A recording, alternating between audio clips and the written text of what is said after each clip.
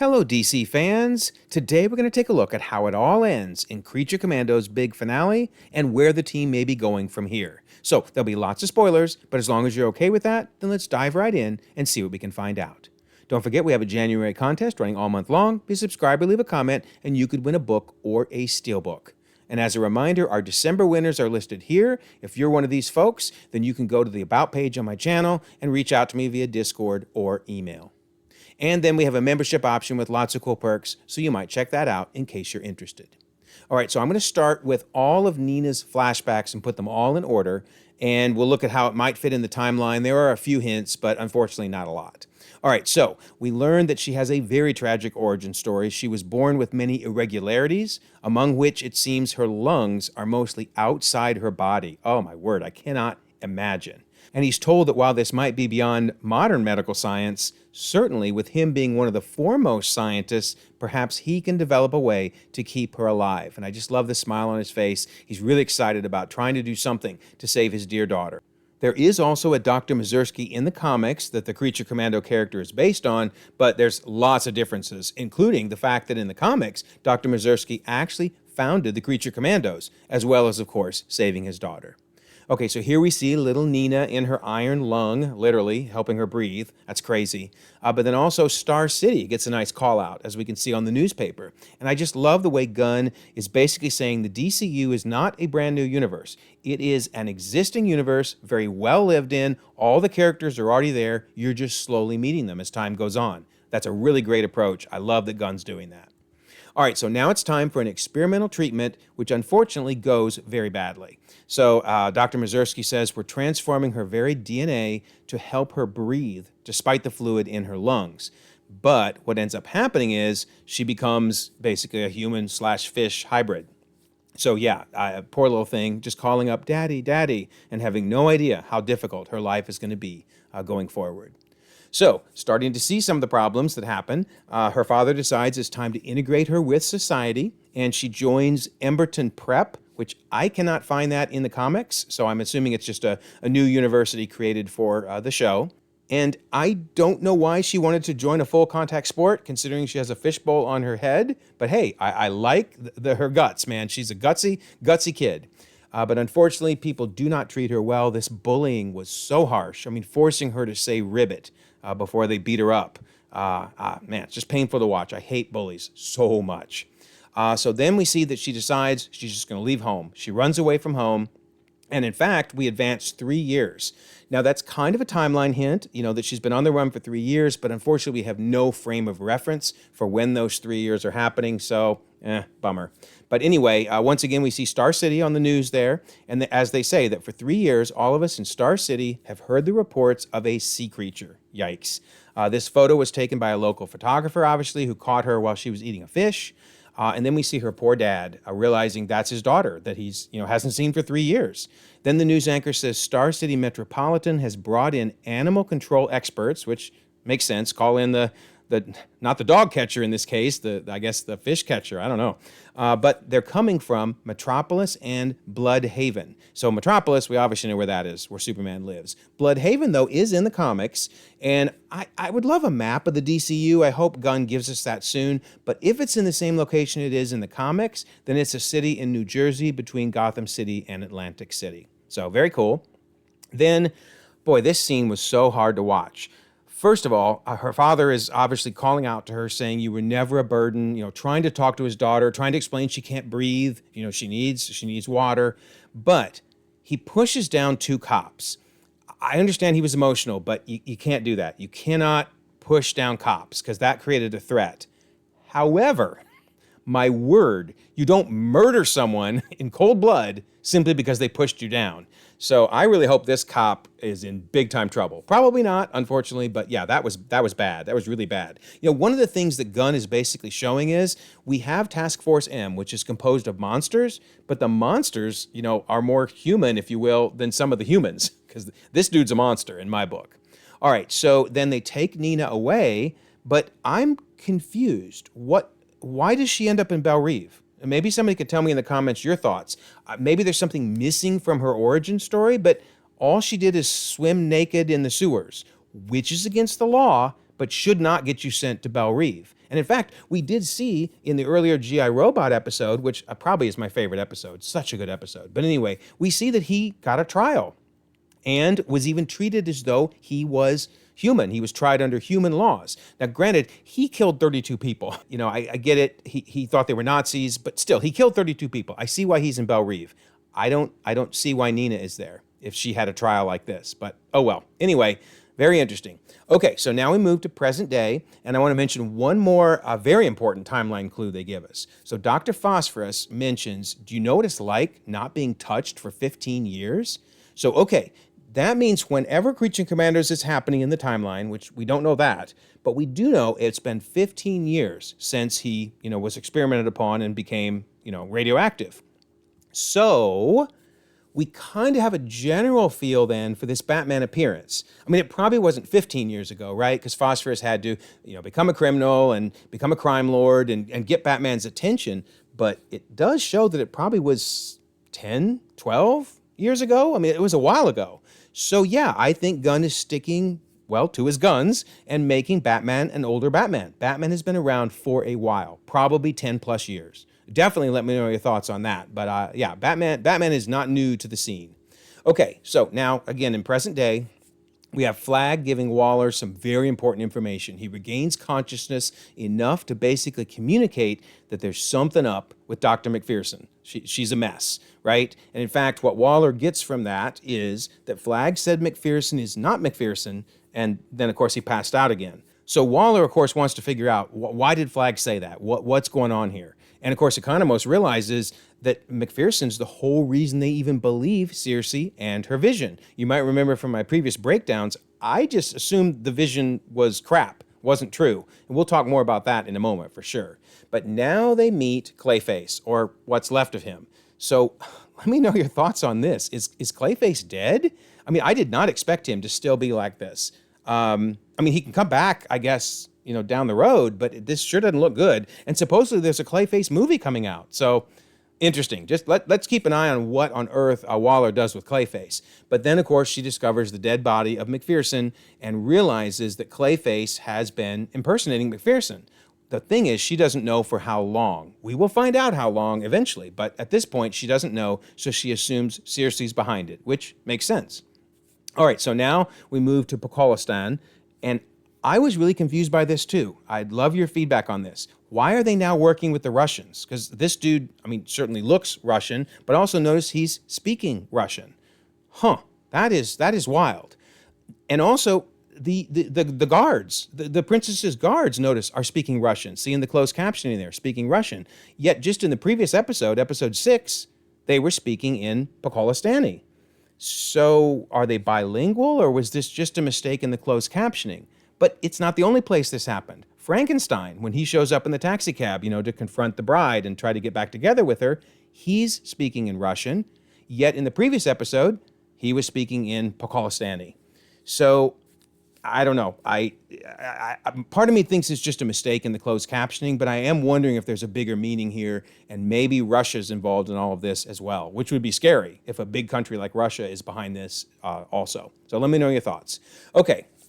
This is so important. Obviously, Phosphorus is now looking over the security files because they're trying to find a way in to kill the princess. And he says these are the feeds from the past few days, and maybe they'll show us a way to get in. Then, this is really important, just 2 days ago, 2 days previous, we see that, and of course they can't see it at this point, but later we see Clayface is hanging out with the princess. This was 2 days ago. So, okay, they don't know what to do with that information because they don't realize Clayface was impersonating McPherson, but I got some big questions here. Why is Clayface hanging out with the princess? Maybe he can be hired? Like, I could see that, I guess, that maybe she's paying him like as a hitman. I don't know. I'm really curious on how the princess is associated with him, and of course, we're never going to get that answer because she's dead now, but maybe in season 2 they'll come back and explain some of this. But anyway, Frankenstein now enters, my love, my princess, and just as quickly, he exits because she shoots him multiple times. Yeah, that's not good for poor Frankenstein. But then we get this really clever Easter egg when the bride calls Phosphorus Ghost Rider, canon Ghost Rider. So yeah, Ghost Rider comics are now canon to the DCU.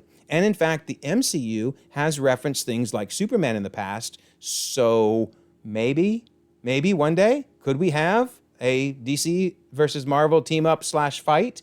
I mean, we're talking 5 years, 10 years down the road, but hey, no reason not to start thinking about it. Gunn and Feige, let's make this happen. Anyway, Nina then has a really good point. She says we better get out of here in case somebody heard the shots. And in fact, somebody did, because we see that Circe has heard them. Kind of keep this in mind. We're gonna come back to this a little bit later, but so basically keep in mind brides' gunshots can be heard. Okay, so now the princess decides to go for a swim, much against the wishes of her guards, and now here she is in the water, while Nina has been sent in for the kill. And man, that was so hard to watch. Poor Nina doesn't even know how to kill. She wasn't even sure what to do. But I did think this scene was really cool, the way they did it, with both of them running parallel to each other in the water, as Nina's just trying to decide, can I do this? Can I do this?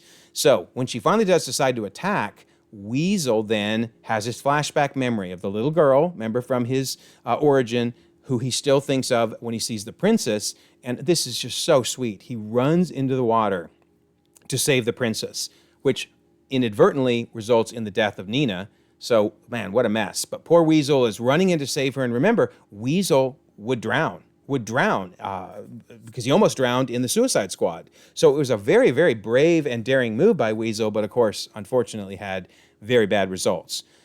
So then Phosphorus tries to stop him, and I thought this was fascinating. So Weasel bites down, which had to hurt Weasel as much as it hurt Phosphorus, but notice it left permanent damage on Phosphorus.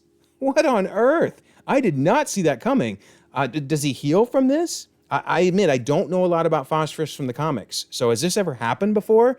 Somebody let me know if you have thoughts on what's going to happen to Phosphorus, or if he'll always have those injuries. All right, so then poor Nina, she paid the price, obviously, of all of this. Man, what a tragic story. Did not expect her to be the one to die. I thought somebody would probably die. Did not expect her. Oh, man, very painful. Man, Gunn knows how to tug at your heart. Okay, so the bride, just like all of us probably, is just as stunned, doesn't know what to say, and then gets even worse news because she's handed the phone moments later as Waller explains, we made a mistake. So I'm assuming Waller mentioned Clayface on this call. I mean, they don't show it happening, but surely that's the last piece that put this all together for the bride, because nobody has all the pieces of information if Waller didn't share the whole Clayface situation. But I'm going to assume she did, and now it's time for the bride to confront the princess. I thought this was a fun Easter egg. Notice she looks at a book written by Mary Shelley, who, of course, was the author of Frankenstein, so that's pretty cool. But yeah, time to have a little discussion. So the princess is saying, oh, that sorceress Circe, she tried to frame me, which at this point, keep in mind, that's still what Waller thinks. Everybody assumes that Circe was lying. But nope, not the bride. She channels her inner Benoit Blanc from Knives Out. This really felt like a Knives Out final scene, or maybe Only Murders in the Building, but whichever you like better. Anyway, she says, I think Circe was telling the truth about you. And then I love how we get the title of the episode, because the princess says, oh, you're a very funny monster. But nope, bride's not going to be dissuaded from this conversation. She says, first, you seduced Flag to get him on your side. Yep, I remember that, obviously. Then we captured Circe and you suggested we kill her. Yep, we all remember that, right? Then this is what I had totally forgotten about. So then you sent one of your knights to spy on us, and he must have seen McPherson visit Waller, and he knew that McPherson was someone that would back up Circe's story. Okay, that's clever, because I should have realized who this guy was. I mean, how obvious did they make it? His hair is the same, his chin. I mean, that's the same dude. But I didn't catch that, so that was very clever. Nice job on that one, Gunn. Did not see that coming. Then, now your only choice was to get your friend Clayface to make it look like McPherson wasn't who she was, which that does explain why Clayface was acting so stupid in the classroom and flirting with all the girls. Clayface wanted everyone to think there was something wrong with him, which would mean they therefore would not trust what McPherson told Waller. And then I love that she says, even though she was who she was when she and Waller spoke, which sounds really confusing, but let's go back to this scene. I've said a couple times, I think this is the most important scene of the season. Understanding what happens here takes care of everything. So McPherson on the right actually was McPherson. I was wrong. I thought she was Clayface at this point. And it was only after McPherson had convinced Waller that Circe was telling the truth about her vision that they sent in Clayface to try to discredit McPherson. Crazy, right? Absolutely crazy. But that means Circe's vision was real? Because the bride says, you were who Circe said you were all along. Okay, hold the phone. So that means that in the vision, at least, which is a future that won't happen, right? Because the princess is about to be killed. But in the vision, at least, Batman was killed, and Superman, and Starfire, and Wonder Woman, and all these heroes. They're all dead. Peacemaker, they're all dead. Every single one of them are dead. And why are they dead? Because of the princess and Gorilla Grodd? My head hurts a little bit. I don't remember I had said in previous breakdowns, I thought this was a fake vision, maybe even planted in Circe's head by Gorilla Grodd. No, it turns out it was true that this could have happened. So yeah, Gunn is basically saying Gorilla Grodd and the princess can wipe out the DCU. I don't really like that. I'll be honest. I don't like that. So I'm hoping in season 2, because it has been renewed, and we'll talk more about that in a minute, but I'm hoping in the next season they will explain how on earth the princess hooked up with Gorilla Grodd, right? I mean, how did this happen? How did the two of these two get together? And how could they possibly, in some future vision, have killed everyone? Well, anyway, it's time for the princess to take the hit. So we learn that Walt Disney is canon to the DCU because the bride calls her a Disney princess who wants to destroy the world, and it's time to take her out. But remember I said earlier how the gunshot was loud enough that people could hear it from well outside the room. Well, this gun obviously does not have a silencer on it. So why then, when the bride walks out and says, let's go, and we better make it fast, why did no one hear that gunshot? Because remember, this guy heard the gunshot last time, and he didn't hear it this time? I mean, I just got to let it go and move on, but I just thought that was odd, I'll just say. Very odd. And then, what was this guy going to ask? He seems like somebody working on staff at the castle. He says, I need to ask you some questions before you go. And of course, the bride just punches him out, which I thought was interesting. So my question is, they're going to discover the princess is dead eventually, right? I mean, they're going to find out, and they're going to have to assume the bride did it. So that's surely going to have some ramifications going forward, right? We have to hold on to that thought, because I think in the season 2, Waller's also getting a series. Maybe it's addressed there. But yeah, the bride just murdered the princess. Then also, I'm wondering if Waller knows yet what the bride did. Because when the bride gets back, Economos is explaining you really saved the day. Waller's really proud of you. Well, remember, Waller wanted her not to kill the princess. And yet she did. So I'm assuming the bride debriefed Waller on all this. But man, there are some very interesting things that happened that should have some long-term ramifications in the DCU. Very interested to see if Gunn picks up on them, because I sure want the answers. But the most important thing is we learn that, hey, you got a new team. That basically they converted one of the abandoned wings into their headquarters, which is really cool. And we see all of our new members, as well as our returning members. Obviously, Phosphorus is coming back. Nosferatu is on the team. Kalis is on the team. Weasel, of course, is back. Wouldn't be a team without him. Then we get G.I. Robot back, so that's exciting. I'm assuming Jake version 3, so maybe he'll have the same memories as the previous one. We'll have to see. I'm just real curious about his personality going forward. And then we get King Shark. Oh my word, that's so epic. Now, and he's stacking toilet paper rolls, because why not, right? It's not being voiced by Sylvester Stallone for this, at least, short little scene. But I'm hoping that in a season 2, we will get Sylvester Stallone back again, because he was fantastic. All right, so then they ask the bride, what do you think about all this? Do you want to lead it? And she says, well, what else do I got to do, right? I mean, true, sit in prison or lead the team. So yeah, I am excited about a season 2. I just hope they wrap up some of these big questions from season 1. All right, so then we get a post-credit scene. Not a lot to it, but I do have to say this poor old lady's probably not going to end up very well. The last time an old lady helped Frankenstein nurse back to health, well, that iron pot on the table was used to bash in her skull. So there is that. But okay, at least Frankenstein's alive. Can't wait to see him again. He was one of my favorite characters because he was so funny. David Harbour was so good as Frankenstein. Okay, so now let's close this down by talking about the timeline. So, a couple interesting things. Rick Flag has been confirmed for sure by James Gunn himself to be in both Superman and Peacemaker Season 2. That's really important. Also, Gunn, this was several months ago, so I'm assuming it's still true, but confirmed that Creature Commandos is only a few months before Superman. So we're going to see that is an interesting situation, but we'll talk about that in just a second. One last thing, if you've seen my trailer videos breaking down the Superman trailer, you know that we have a high-res image of the newspaper that's seen in the trailer, and it looks like the date is May of the year 2025. But of course, that could change. You couldn't really see it in the trailer. We had to get this high-res image. So it's still something to keep in mind, but not a guarantee. Okay, so let's put all the facts on the table. So these are the 4 things that we know are part of the DCU. I've discussed in previous videos that Blue Beetle has not been confirmed yet to be part of DCU. So Suicide Squad has 3 potential dates. Peacemaker is 5 months after Suicide Squad, and Economos, of course, breaks his leg. Creature Commanders is 2 years after the Suicide Squad. Economos is still on a cane, almost a year and a half later. Poor dude, he does not heal very quickly. And then Flag's back, of course, is broken.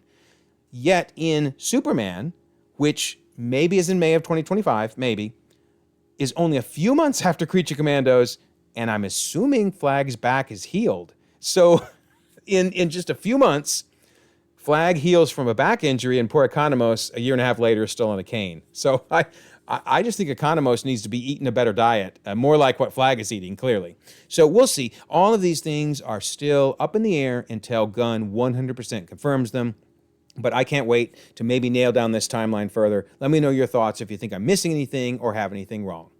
And now we wait for Creature Commandos Season 2, because as I mentioned, on December 24th, actually, they confirmed we are getting a Season 2. So that will be awesome. Really, really hope they wind down some of these important plot lines that came up in this season. But overall, I really did enjoy this season. I hope you did as well. Let me know your thoughts on that.